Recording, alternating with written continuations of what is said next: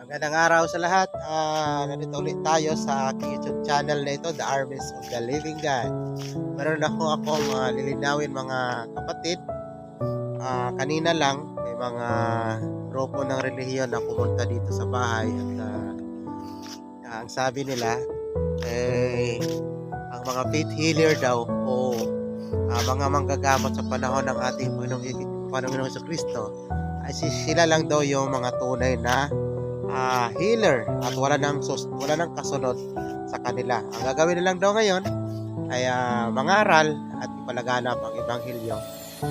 Wala daw tao ngayon na makaganap o makasunod sa mga yapak ng mga apostol sa pamamagitan ng mga healing na yan daw. So, alam mo, sabi ko sa mga pastor, wala namang mababasang sinabi sa Biblia na tigilan na yung mga healing sapagkat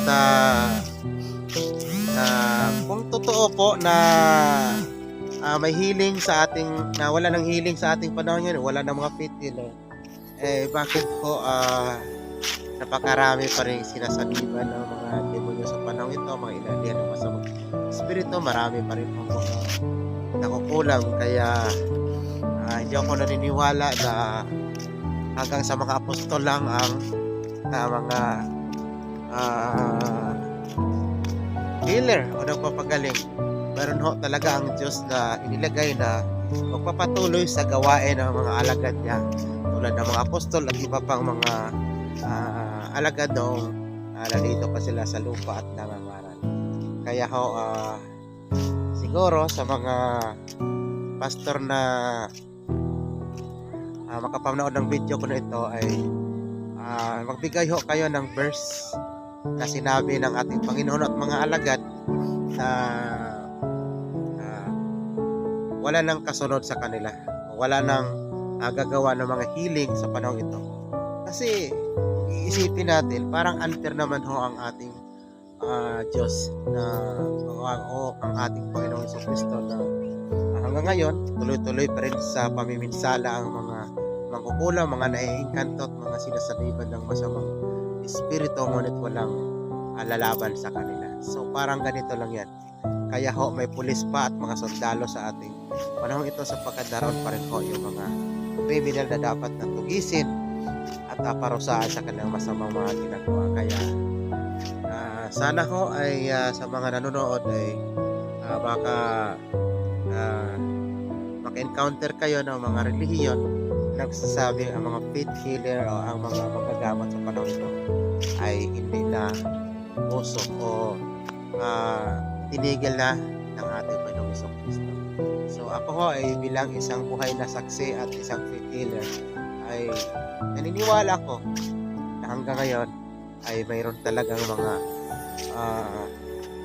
sumunod sa yapak ng ating mga mangangaral ng una at mga alagad ni Kristo. Yan nga yung mga faith healer. Hindi naman ho ako isang albularyo sapagkat ang albularyo ko ay hindi ho yan mga alagad ng Diyos, kundi tumutulong sa kanila upang manggamot mga espiritu ng mga inkanto. So, marami ako nakilala mga albularyo at yun ang paniwanag nila. Wala ho silang nabanggit na Diyos ang kanilang katulong. So maraming salamat po. Hanggang dito na lang muna ang aking pahabol na paliwanag sa kanina lang ay may mga relihiyon na pumunta sa bahay upang mangaral.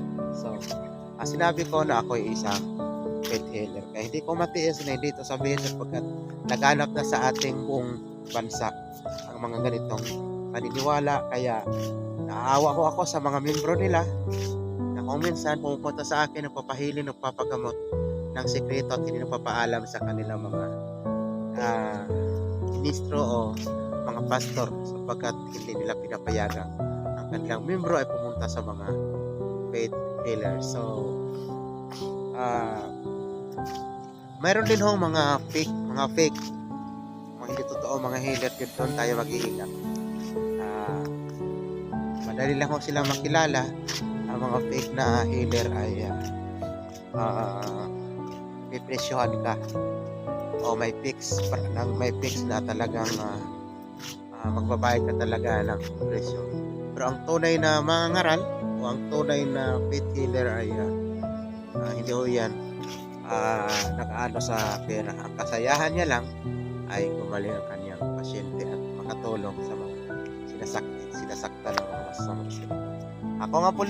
Ako nga muli si Brother Bros Sendon, isang faith healer na taga-probinsya ng Aklan. Maraming salamat. Hanggang sa muli mga kahilan. Nandito ko ngayon sa river control. Kasama ko ang aking anak na naglalaro at si kumusta kayo dyan? Di ba kayo natatakot mahulog dyan? Sanay na kayo. Di ba kayo nalulungkot na nandito tayo sa probinsya? Spider-Man ako dyan.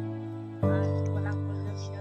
Okay. Sariwa yung hangin. Mga mahigit pa lang kulang pa lang 2 buwan kami nakauwi mula sa galing ng Maynila. So, ayun po, kung kayo ho ay may mga katanungan sa akin tungkol sa spiritual ay mag-message lang po kayo at sasagutin ko ho, ipaliwanag ko kung kulang pa ang aking mga paliwanag. Maraming salamat. Hanggang sa muli.